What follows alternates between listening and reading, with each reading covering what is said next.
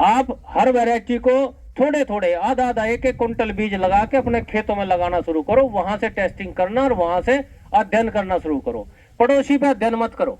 मेरा मानना, मैं पड़ोसी पे विश्वास नहीं रखता। पड़ोसी के 15-0-23 ठीक होगी तो आपने भी मान ली, और पड़ोसी का 15-0-23 खराब होगी आपने भी मान ली। ये वो वैरायटी के मामले में इस सिद्धांत का काम नहीं होता है। वैरायटी के मामले में हर खेत की अपनी स्वेच्छा है। तो इसलिए पहला निवेदन प्रजाति का था।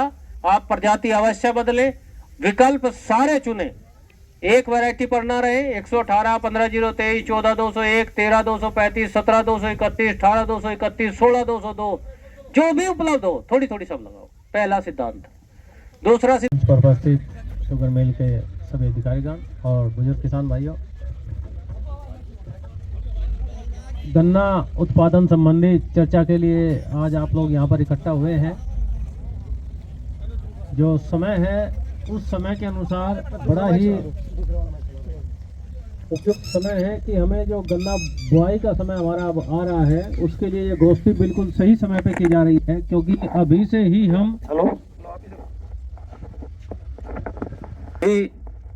हम गन्ना बुआई के लिए मन बनाएंगे कि कौन सी प्रजाति लगानी है, किस प्रकार हमें गन्ने की बुआई करनी है, क्या क्या सावधानी रखनी है, इसके बारे में चर्चा करने के लिए आज इस गोष्ठी का आयोजन किया गया है। और इससे संबंधित जो भी आपके मन में प्रश्न हो, गन्ना उत्पादन से संबंधित जो भी आपके मन में प्रश्न हो, आप तुरंत हाथ खड़ा करके पूछ लें। मुझे कोई आपत्ति नहीं होगी कि आप बीच में प्रश्न पूछ रहे हैं, बल्कि अच्छा लगेगा कि मेरी बात को ध्यान से सुन रहे हैं, इसीलिए आपके मन में जिज्ञासा आई तो आपने प्रश्न पूछा। और जब तक आप प्रश्न नहीं पूछेंगे तब तक आपके मन की जिज्ञासा दूर नहीं होगी, क्योंकि हम लोग शुरू से ही प्रश्न पूछने में संकोच करते हुए आ रहे हैं। लेकिन निवेदन बस इतना है कि जो प्रश्न आप पूछे वो गन्ना उत्पादन से संबंधित प्रश्न हो। गन्ने उत्पादन में किस प्रकार हम वृद्धि कर सकते हैं उससे संबंधित प्रश्न हो। और प्रश्न अपनी वार्ता प्रारंभ करने से पहले मैं ही आप लोगों से प्रश्न पूछना प्रारंभ करता हूं। आप में से ऐसे कितने किसान भाई है जिसका गन्ना 100 कुंटल बीघे का निकलता है, वो हाथ उठाएं। अच्छा, हाँ। 80 कुंटल किसका निकल रहा है वो हाथ उठाएं। अच्छा, 2-3 हो गए। जो 50-60 कुंटल वाले हैं वो कितने हैं, वो हाथ उठाएं। अच्छा, बहुत अच्छी बात है। अच्छा, वो हाथ उठाएं जिसका 30-40 का ही निकल रहा हो।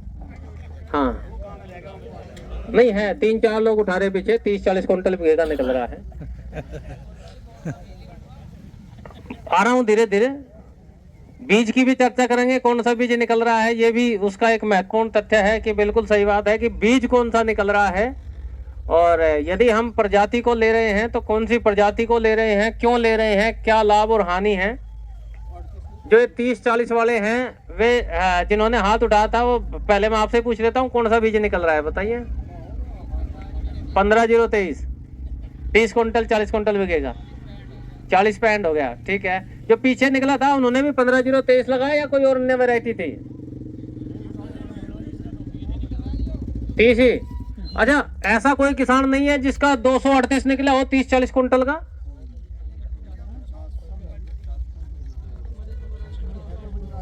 हाँ जी, वे बता नहीं रहे शर्म की वजह से।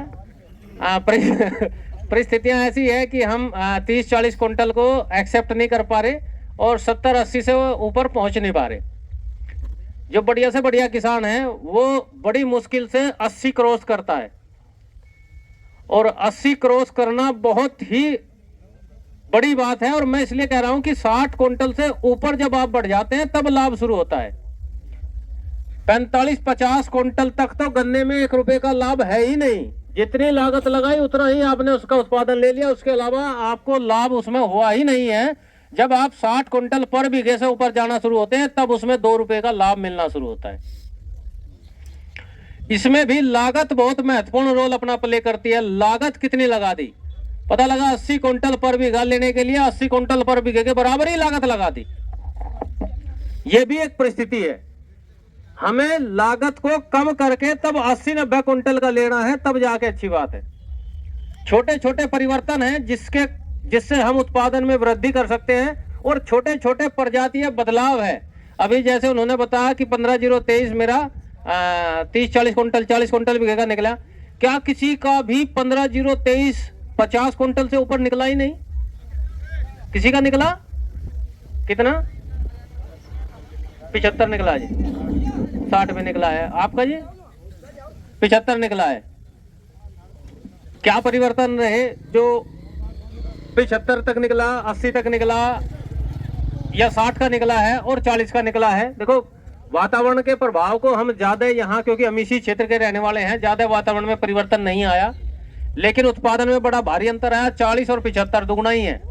40 दूनी 80 हो जाता है, लेकिन 75 निकल गया, 70 भी निकल गया तो बड़ा लाभ है। आपने साधारण विधि से लगाया था, ट्रेंच विधि से लगाया था? साधारण विधि से लगाया था। आपने कैसे लगाया? ट्रेंच से लगाया था। आपने कैसे लगाया था जी? ये पीछे बैठे सादा बोया था। गिदड़ ने नुकसान कर दिया ज्यादा, बोर्ड ही खत्म कर दिया, जब ही काट लिया। मैं इसलिए सारे प्रश्न पहले ही पूछ ले रहा हूं ताकि आपके मन में ना कुछ रह जाए, क्या लगे डॉक्टर साहब अब जब प्रजाति का नाम बताना शुरू करेंगे और हमारे मन में आने शुरू होगी कि अब 15-0-23 तो बेकार, इसका तो इन्होंने नाम ले दिया तो कुछ नहीं। अच्छा, आप में से ऐसे कितने किसान भाई है जिन्होंने 118 वैरायटी लगाई है? वो हाथ उठाएं। 118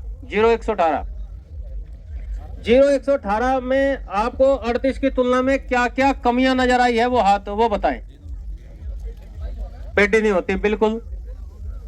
और कोई कारण? हाँ, पीला बनाना शुरू है जी। वहां पांव कमजोर है। अच्छा, गिर जाता है जल्दी। और यदि 38 को बंद कर दिया जाए तो क्या होगा?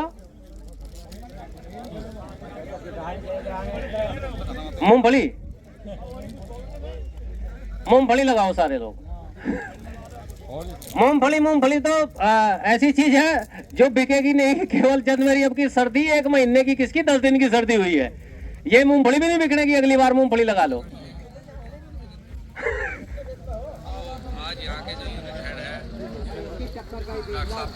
हाँ, ये है। चलो अब मुख्य बिंदु पर आते हैं। मैं शुरू से शुरू करता हूँ। मैं इसीलिए सारी चीजें पूछी है पहले कि हम किन किन चीजों पर ध्यान रखें और क्या क्या समस्याएं आई है। 0-238 वैरायटी बेहद अच्छी वैरायटी थी, लेकिन भविष्य इसका ज्यादा लंबा नहीं है। और आपको वास्तविक सिनेरियो बताता हूं। आज के समय में अभी तक हम पूर्वी उत्तर प्रदेश, मध्य उत्तर प्रदेश की बात करते थे। अब आपके पास का क्षेत्र बिजनौर है। बिजनौर में इस साल 0-238 वैरायटी की बुआई नाम मात्र को होगी, या दूसरे शब्दों में कहूं तो 0-238 वैरायटी की बुआई नहीं होगी। और यदि यही सिनेरियो हमारे मेरठ, मुजफ्फरनगर, सहारनपुर जनपद में और या शामली जनपद में आ गया, जिस प्रकार रेड रोट का प्रभाव वहां पर आया है, इसी प्रकार लाल सड़न रोग का प्रभाव यहाँ पर आ गया, तो अगले 1 साल के बाद यहाँ भी बोनी बंद हो जाएगी।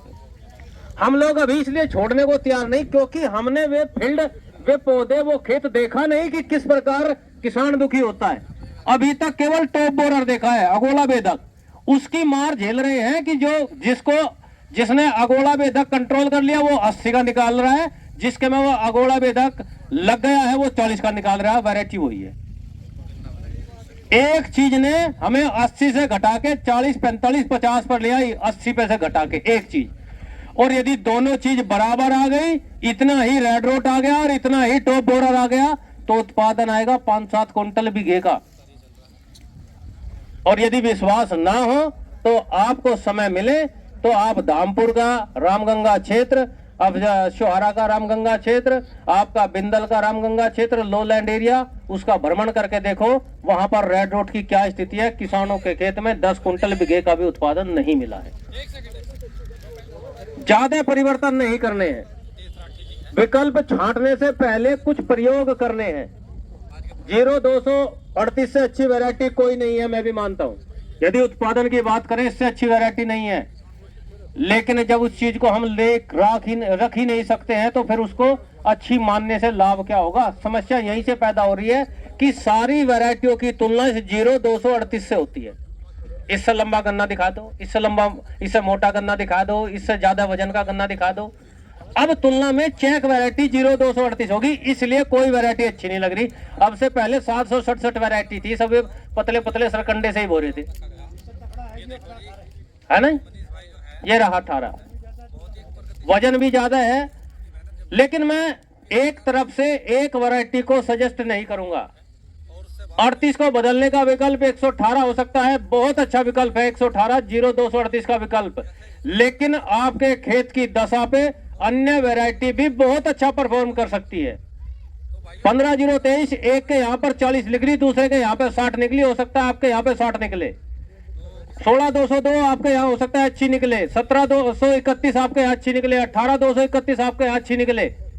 आपसे निवेदन इतना है कि आप 0238 का विकल्प 118 को माने, लेकिन उसके अलावा भी आपके पास कम से कम 10 से 15% अन्य वैरायटी जरूर हो। और जो भी नई वैरायटी का बीज लेके आओ, कभी भी पूरे के पूरे खेत के लिए नया बीज मत लेके आओ। मैं उस बात से सहमत नहीं हूं। आपके पास 10 बीघे जमीन है, 10 में से आप 6 बीघे में 118 लगाओ, 2 बीघे में 15023 लगाओ, या 14201 लगाओ, 13235 लगाओ, 17231 लगाओ। और सबसे अच्छा किसान उसे मानता हूं जो हर वैरायटी के 2-2 क्विंटल ही बीज ले, 1-1 क्विंटल बीज ले और अपने खेत में लगाए, और जिस वैरायटी का उत्पादन उसे अच्छा मिल रहा है उसको आगे बढ़ा दे, बाकी को हटा दे। इसलिए निवेदन है कि अब की बार प्रजाति के विकल्प के रूप में थोड़ी थोड़ी अन्य प्रजातियां जरूर लगाओ। 38 का भविष्य इसलिए अच्छा नहीं बता रहा हूं कि सरकार को एक दिन का समय लगेगा, क्या लगेगा 38 वैरायटी बंद। पड़ोसी पे 118 खड़ा है, 15023 खड़ा है, 14201 खड़ा है, 13235 खड़ा है। पड़ोसी को लगाना था 3 बीघे, खड़ा है 118, उसके पास 5 बीघे का। वो बोलेगा क्या लगा, मुझे तो जवार नहीं बोनी, 5 के 5 में 118 ही बोना है। वो आपको बीज नहीं देगा। और यदि आपके पास विकल्प के रूप में बीज वहां पर उपलब्ध है, तो आप अगली बार यदि आपका मन कर रहा है कि 38 समय खत्म करके 118 लगाना है, तो या अन्य वैरायटी लगानी है, तो आप उसको लगा सकते हैं। इसलिए निवेदन कर रहे हैं कि हर एक किसान के पास अन्य वैरायटी जरूर हो। और मैं प्रजातियों को इतने विकल्प चुनने के लिए क्यों कह रहा हूं, मैं इसलिए कह रहा हूं इतने विकल्प चुनने के लिए भी, इसी 0238 वैरायटी ने 120 क्विंटल बीघे का भी उत्पादन किसान को दिया है। इसी 0238 वैरायटी ने 40 क्विंटल बीघे का भी उत्पादन किसान को दिया है, और उसी क्षेत्र में दिया है। और सबसे अच्छे उदाहरण यदि आप जानना चाहते हैं, आप खुद एनालिसिस करो, खुद अध्ययन करो। आपके पास 3 खेत है और आपने तीनों खेतों पर एक समय पे बुआई की है। एक यहाँ पर है, एक आधा किलोमीटर दूर है, एक दूसरा आधा किलोमीटर दूर है, या 500 मीटर दूर, वहां से 100 मीटर दूर है। आपने सब में 0238 लगाई, सब में बराबर खाद दिया, बराबर पानी दिया। क्या तीनों खेतों का उत्पादन बिल्कुल बराबर आता है? कोई 60 का निकलता है, कोई 70 का निकलता है, कोई 50 का ही निकलता है। खेत हमारे ही हैं, तीनों ही खेत हैं, लागत बराबर दी है। कहां से अंतर आया है? अंतर आया है जमीन की ताकत के आधार पर, जमीन की जीवाश्म कार्बन के आधार पर। उस जमीन में जीवाश्म कार्बन, माइक्रोफ्लोरा, जीवाणुओं की संख्या क्या है और वो किस वैरायटी के लिए सुटेबल है। इसलिए हर खेत में हर प्रजाति की उत्पादन क्षमता अलग अलग आती है। आप हर वैरायटी को थोड़े थोड़े, आधा आधा, 1-1 क्विंटल बीज लगा के अपने खेतों में लगाना शुरू करो। वहां से टेस्टिंग करना और वहां से अध्ययन करना शुरू करो। पड़ोसी पे अध्ययन मत करो।